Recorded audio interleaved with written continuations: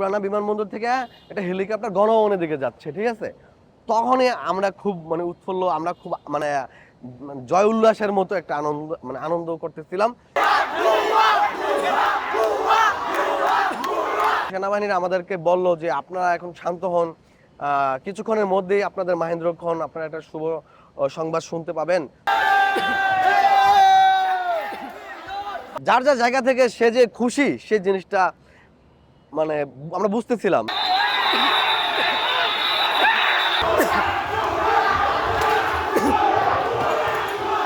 Basically 5 তারিখ সকালে আমি বাসায় ছিলাম, হ্যাঁ। 4 তারিখ আন্দোলন শেষ করে রাতে আমরা বাসায় গেলাম, প্রায় 11:30টার দিকে বাসায় গেলাম। তো সকালে আমি ঘুম থেকে উঠে আমি আমার ফ্রেন্ড আন্দোলনের জন্য লং মার্চের জন্য আমরা 10 নম্বর যাব, হ্যাঁ। 10 নম্বর থেকে আমাদের উদ্দেশ্য ছিল শাহবাগ।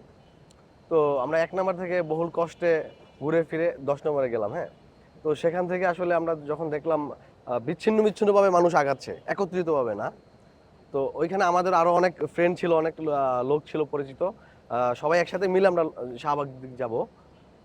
তো সেখানে আমরা আওয়ামী লীগের অনেক বাধা পাই রাস্তায়, 1 নম্বর থেকে 10 নম্বর যাওয়ার সময় আওয়ামী লীগের অনেক বাধা পাই, হ্যাঁ।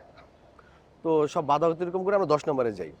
তো সেখানে গিয়ে আমরা সবাই একত্রিত হয়ে আমরা যখন শাহবাগের দিকে হাঁটা শুরু করছি, তখন সবাই দেখলাম অনেকে রাস্তার দুই পাশে দাঁড়ায় আছে। তারাও কেউ আমাদের সাথে অংশগ্রহণ করছে, কেউ সাইড থেকে আমাদেরকে উল্লাস দিচ্ছে বা সাহস দিচ্ছে, অনুপ্রেরণা দিচ্ছে, হ্যাঁ। তো ওইখানে আরো জিনিস দেখলাম, বয়স্ক মানুষরাও আমাদের সাথে আসছে, কেউ আমাদেরকে পানি খাওয়ানোর জন্য আগে আসতেছে। সেনাবাহিনীরা আমাদেরকে বলল যে আপনারা এখন শান্ত হন, কিছুক্ষণের মধ্যেই আপনাদের মাহেন্দ্রক্ষণ আপনারা একটা শুভ সংবাদ শুনতে পাবেন। তারপরে আমাদেরকে ওইখানে অনেকক্ষণ আটকে রাখা হয়েছে, ঠিক আছে। প্রায় 20 থেকে 25 মিনিট আমাদেরকে আটকে রাখা হয়েছে। ওইখানে আমাদের স্লোগান ছিল সেনাবাহিনী, তারপরে আওয়ামী লীগ সরকারের বিরুদ্ধে স্লোগান চলতেছিল। 20-25 মিনিট আমাদের আটকে রাখলো, ঠিক আছে। তাৎক্ষণিক দেখলাম পুরান যে এয়ারপোর্ট আমাদের ছিল, ওই পুরানা বিমানবন্দর থেকে একটা হেলিকপ্টার গণভবনের দিকে যাচ্ছে, ঠিক আছে। তখনই আমরা খুব উৎফুল্ল, আমরা খুব জয় উল্লাসের মতো একটা আনন্দ করতেছিলাম।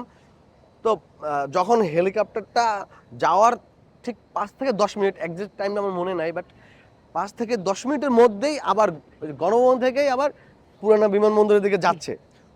তখন আর কি বলবো, তখন সবারই তখন আর্মিও আমাদেরকে ছেড়ে দিয়েছে।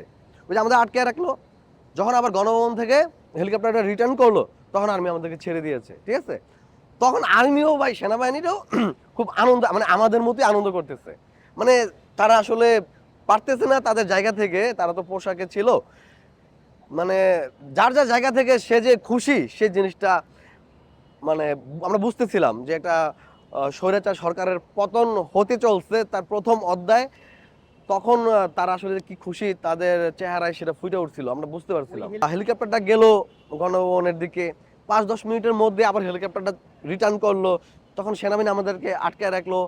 হেলিকপ্টার রিটার্ন করার পরে সেনাবাহিনী আমাদেরকে ছেড়ে দিল। তারপর সেনাবাহিনীর যে ভাবভঙ্গি, বডি ল্যাঙ্গুয়েজ সবকিছু মিলাই আমরা বুঝতে পারছি এটাই শেখ হাসিনা চলে যাচ্ছে, ঠিক আছে। আমরা যখন গণভবনের প্রথমে গেটেরও অনেকটা আগে আমাদেরকে সেনাবাহিনী আটকাতে চাইছিল, হ্যাঁ। তখন আমরা সেনাবাহিনী অল্প ছিল, 4-5 জন ছিল, আর মানুষ ছিল অনেক। তো সবাই সেনাবাহিনী জিনিসটা কন্ট্রোল করতে পারে নাই, বা কেন করে নাই বুঝতেছি না, বাট আমাদের কন্ট্রোল করতে পারে নাই। বান্ডেল থাকলে প্রতি সেনমানিতে টাকা বাঁচবে। বিকাশ সেনমানি বান্ডেল কিনে জিতুন প্রতি লেনদেনে। বাধা প্রথমে দিছিল খানিক সময়ের জন্য। তো জনসমুদ্র ভাই, অনেক জনগণ ছিল, অনেক মানুষ ছিল, অনেক। তো তাই হোক, সবাই ওই বাধা অতিক্রম করে আমরা গেলাম গেটে তো আমাদের সেনাবাহিনী ঢুকতে দিবে না, হ্যাঁ। পরে আলটিমেটলি একটা সময় এই যে কথা কাটাকাটি ধাক্কাধাক্কিতেই একটা সময় গেট খুলে দিল ভিতর পক্ষ থেকে, ভিতর যারা ছিল গেট খুলে দিল। তখন হুড়মুড় করে সবাই আর কি গণভবনের ভিতরে ঢুকলো। গণভবন পুরো ফাঁকা, শীতল, পুরো গণভবনটা একটা শীতল, ঠান্ডা হয়ে গেল চারদিক। তো ভিতরে কয়েকটা আর্মি ছিল, সেনাবাহিনীর লোক ছিল, তাদেরকে বললাম যে মেন গণভবন শেখ হাসিনা বা প্রধানমন্ত্রী কোথায় ছিল, কোথায় থাকতো। তারা আমাদের বকা দিয়ে বলে দিত, বকাটা দিলাম না। আমরা তো চিনতাম না কোথায় গণভবন তো অনেক বিরাট বড় ফার্ম ছিল, বিরাট বড়। শেখ হাসিনা কোথায় থাকতো আমরা তো জানতাম না। তো সেনাবাহিনী আমাদেরকে দেখায় দিছিল এটা। তো ভিতরে গিয়ে সব দেখলাম। তখনকার অনুভূতিটা আসলে ভাই কি বলবো, বলার মতো না।